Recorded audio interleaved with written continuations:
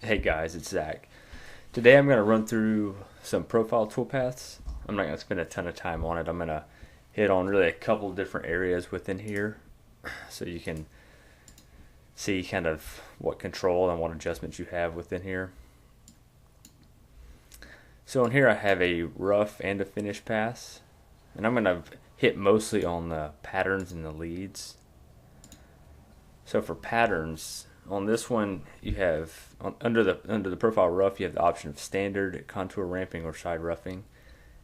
For finish, you're just gonna have standard. So that's exactly what it's for. So it's a finish path to go around the profile of whatever geometry you've selected. So there's not really much to touch on there, but that's if you select a finish path, you're not going to have any control over any of the other options. So this one I did side roughing, and what that is it's going to work over. So if you just want to go around this profile to wipe out the extra material from the stock, you tell it the remaining stock and the number of passes. So let's take a look at this one. So within here you can see those 3 rough passes and then that finish pass. So I told it, I think I told 200 on this one. So let's say if I said 2 passes, it's going to change that to 2 right there on the rough. So you just have it work over however much you need based on that. This is just kind of a part I've made just for this purpose to make videos. So if you have more stock there, you're obviously going to want to add more stock in there and a greater number of step overs most likely. So in here, let's touch on, let me unblank that again. So you can see the lead in and lead out. I want to touch on that. So let's come back in here and go to the leads. So in here, the lead in, I put it as parallel. So verticals is going to come straight down at some point on the part in which you selected. And I selected the entrance on this edge here. So when I put parallel, it's going to come in this amount. So I put 750. You know, if I made that greater, it's going to start farther out. If I made it less, it's going to start closer. And on this exit, I put a right angle, and I kind of just did a few different options to show you guys. So right angle is going to be coming out at 300 thou this way. So if I would have left this at same as lead in, or just say if I put parallel on another length, it's going to continue to go this way, which for this it wouldn't make sense. Now let's check out the, I'm going to unblank this, I'm going to hide this one. Oh, wrong way. So let's check this one out. This is your third option in here, the contour ramping. So you're going to really have your control and parameters for this one.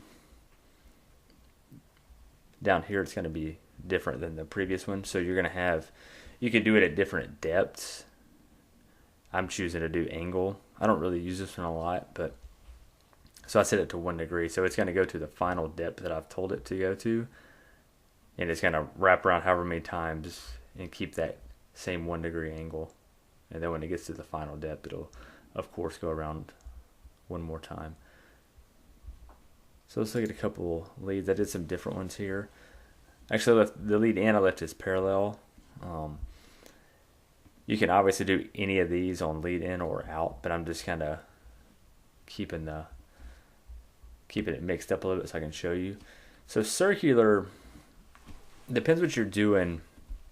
There's a lot more in this one, so I'm going to touch on that a little more. And just kind of show you. So circular, I got it left this angle at 90, radius at 1/4 inch, and the length at 0. So the length here is going to be add to that,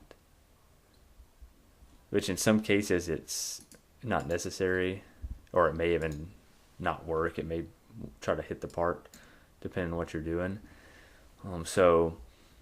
And that's if this is selected as right angle. Now if I change that to tangent, it's going to add that length here.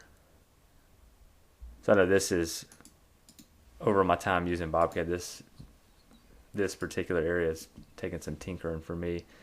So let's go back to right angle real quick. I'm going to take that out. And this angle, this is a little more straightforward. So let's change the angle and leave the radius the same. You can see how it changed the way it came out right there.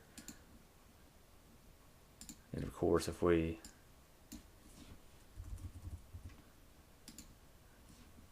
let's say we'll make that back to 90 degrees and put this radius a little different.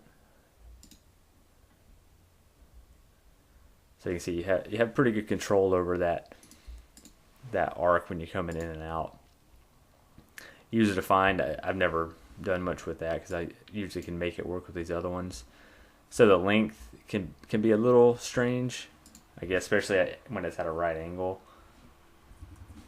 But just know if you go to tangent, that will just send it straight out if that's your goal. And you can change the angle on the radius to kind of control that entrance or exit. If your part may be in the way, if you're hitting something on the way in or out. And you also have an overlap amount on all of these, but that's just gonna, in this case you wouldn't really need it, but say if you're arcing in and out, and if you don't have any overlap, they're gonna come in and out basically at the same point, so that just exactly what it sounds like. It overlaps them, so it cleans up any gouge mark that you may have in there from the entrance and exit. But a lot of that, it's not too hard. It's if you never used it, you may kind of struggle clicking around and trying to figure out what's going on. But I want to do something real quick to kind of show you the different options you have for doing 2D profiles. So let me know if you have any questions about that, and I can touch on it a little more. Thank you.